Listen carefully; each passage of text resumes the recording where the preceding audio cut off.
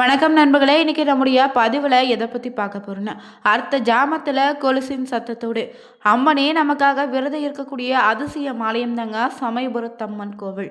இந்த அம்மனுடைய ஆலயத்துக்கு சென்று வழிபடுவதன் மூலம் தீராத நோய் இருந்தாலும் நீங்கிடும். அதே போல் இங்கு பார்த்தீங்கன்னா வழிபடுவதால் நமக்கு ஏற்படக்கூடிய பலன்கள் என்ன, இங்கு அம்மன் வருவதற்கான காரணம் என்னன்னு தெரிஞ்சுக்கலாங்க. நீதி வழங்குவதில் ஈடு இணையற்றவள் தாங்க இந்த சமயபுரத்தம்மன். பாதிக்கப்பட்டவருடைய கண்ணீருக்கு இவள் சன்னதியில நிச்சயம் பதில் உண்டுங்க. தீராத வியாதிகளையும் தீர்த்து வைக்கக்கூடிய இந்த அன்னையை பற்றி இந்த பதிவில் நம்ம பார்த்து தெரிஞ்சுக்கலாங்க. நீங்களும் சமயபுரத்தம்மன் கோவிலுக்கு போயிருந்தீங்கன்னா மறக்காம நம்ம கமெண்ட் பாக்ஸில் பதிவிடுங்க. ஓம் சமயபுரத்தம்மனே போற்றி எனும் பதிவை 3 முறை கமெண்ட் பாக்ஸில் பதிவிட்டு சேனலை சப்ஸ்கிரைப் பண்ணிக்கோங்க. தனிப்பட்ட முறையில் ஜாதகத்தில் இருக்கக்கூடிய பிரச்சனைக்கு சரியான ஒரு பரிகாரத்தை பெற்றுக்கொள்ள நினைத்தா வீடியோவில் டிஸ்கிரிப்ஷனில் ஃபோன் நம்பர் கொடுத்துருப்போம். அந்த நம்பருக்கு நீங்கள் கால் பண்ணி தெரிஞ்சுக்கலாம். வாங்க நண்பர்களே, வீடியோக்குள்ளே போகலாம். இன்றைக்கி நம்ம பதிவில் எதை பற்றி பார்க்க போகிறோன்னா, ஸ்ரீரங்கம் பார்த்திங்கன்னா 108 திவ்ய தேசங்களில் தலைமை பீடன்னு சொல்லலாம். அங்கு தான் ஆதியில் கோயில் கொண்டிருந்தா இந்த வைஷ்ணவி. அண்ணன் அரங்கன் பார்த்தீங்கன்னா அமைதியே உருவான சாந்தமூர்த்திங்க. ஆனால் தங்கையோ பார்த்தீங்கன்னா ருத்ர ரூபிணியாக இருந்திருக்கா. அவளுடைய ருத்ரம்சம் பொறுக்க முடியாமல் திண்டாடிருக்காங்க பூசகர்களுமே. அவள் சினம் தணிக்க வழி தேடியிருக்காங்க. அப்போதுதான் அந்த கோயிலுடைய ஜிஎஸ் சுவாமிகளோ ஒரு முடிவெடுத்திருக்காரு. அது என்னன்னா, கோரை பற்களோ சிவந்த கண்களோடு ஆங்கார ரூபடியாக திகழக்கூடிய இந்த அன்னையை வேறு இடத்துக்கு மாற்றி பிரதிஷ்டை செய்து வழிபடலான்னு முடிவு செய்திருக்காங்க. அன்னையினுடைய திருவுருவை சுமந்து கொண்டு பக்தர்கள் காட்டு பாதையில் பயணித்திருக்காங்களாம். காட்டு பாதையில் கடந்ததுமே கைவிடப்பட்ட ஒரு அரண்மனை மேட்டை அடைந்திருக்காங்க பக்தர்களுமே. அது ஒரு கைவிடப்பட்ட கோட்டை எதுங்க. சோழ மன்னன் ஒருவன் பார்த்தீங்கன்னா தன் தங்கையை கங்க நாட்டு மன்னன் ஒருவனுக்கு மனம் முடித்து அவர்களுக்கு சீதனமாக தரக்கூடிய கோட்டை இதுதான். அதுவே கண்ணனூர்னு சொல்லப்பட்டிருக்கு. பிற்காலத்தில் பாண்டியர் படையெடுப்பால் கோட்டையும் அதை சுற்றியிருந்த நகரமும் அழிக்கப்பட்டிருக்குங்க. இந்த இடம் வேப்பமர காடாக மாறியிருக்கு. வேப்பங்காட்டுக்குள்ள இருந்த அரண்மனை மேட்டை அடைந்த ஸ்ரீரங்கத்து பக்தர்களும் பார்த்தீங்கன்னா அதுவே அம்பாள் கோயில் கொள்ள தகுந்த இடன்னு முடிவு செய்து ஒரு ஓலை குடிசை கட்டி அம்பாளுடைய திருவுருவை அதில் வச்சு விட்டு அப்படியே போயிட்டாங்க. கண்ணனூரில் கோயில் கொண்ட அம்மன் அவள் என்பதால கண்ணனூர் மாரியம்மன்னு சொல்லப்படுறா. வேப்பங்காற்று அவளை குளிர்வித்து கொஞ்சம் சாந்தமாயிருக்கா. தேவியுமே தன் கோயில் கொண்ட இடத்தை செழிக்க செய்ய மனம் கணிந்திருக்கா. இந்த நிலையில தென்னாட்டின் மீது படையெடுத்து வந்த விஜயநகர மன்னர் பார்த்தீங்கன்னா தன் படைகளோடு கண்ணனூர் காட்டில் முகாமிட்டிருக்காராம். அப்போது அங்கிருந்த இந்த அம்மன் ஆலயத்துக்கு சென்று வழிபாடு செய்திருக்காரு. அன்னையினுடைய தோற்றமே அவனுக்கு பெரும் தைரியத்தை கொடுத்துருக்குங்க. தாயே, நான் தொடங்க போகக்கூடிய போரில் எனக்கே வெற்றி கிடைக்க வேண்டும்னு அருள்வாயாகன்னு போர் முடிந்து முடிசூடியதுமே திரும்பி வந்து உனக்கு ஒரு அற்புத கோயிலை கட்டி கொடுக்கிறேன்னு வேண்டிக் கொண்டிருக்கா. பிறகு கண்ணபுரத்தாளிடம் வேண்டிக் கொண்டா எதுதான் கிடைக்காதுங்க. வெற்றி அவன் வசமாயிடுச்சு.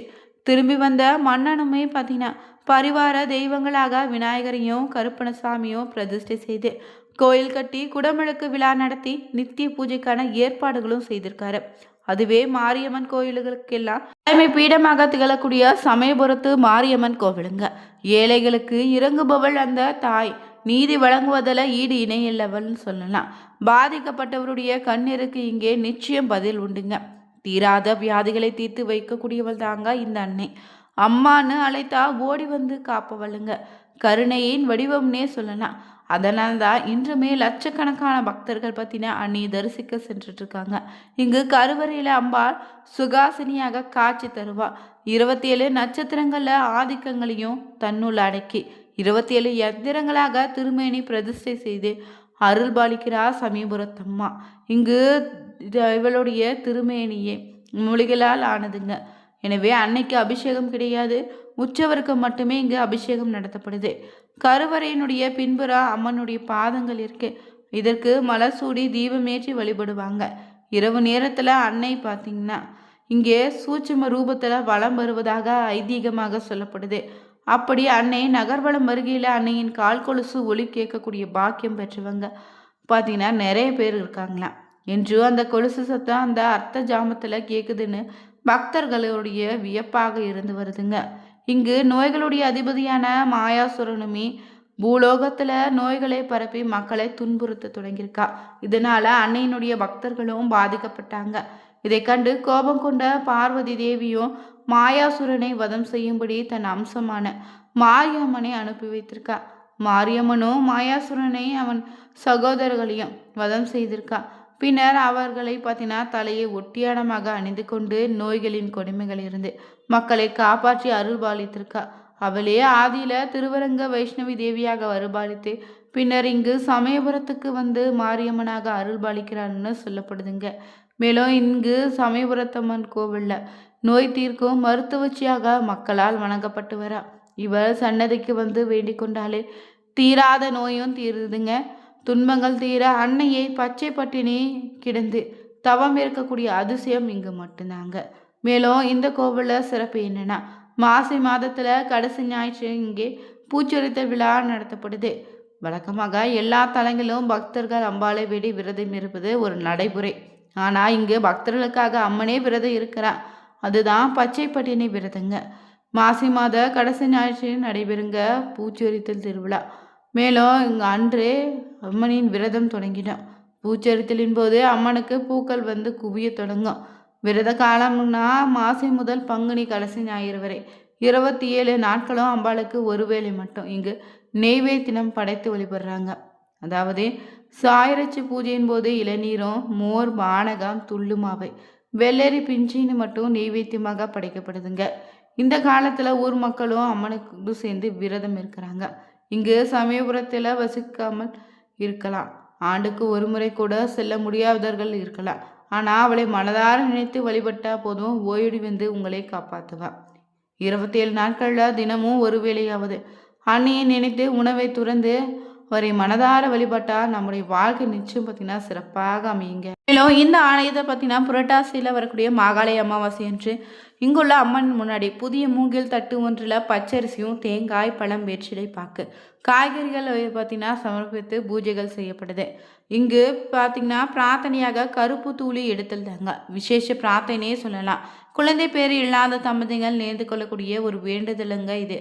அன்னையின் அருளால் கருவுற்று சீமந்தம் முடிந்த பின்னாடி சீமந்த புடவை வேஷ்டியை பத்திரமாக வைத்திருப்பாங்க. குழந்தை பிறந்ததும் 6வது மாதத்தில் பத்திரப்படுத்திய துணிகளை மஞ்சள் நீரில் நினைத்து கருப்பு தொட்டில் தயார் செய்து அதில் குழந்தைகளை கிடத்துறாங்க.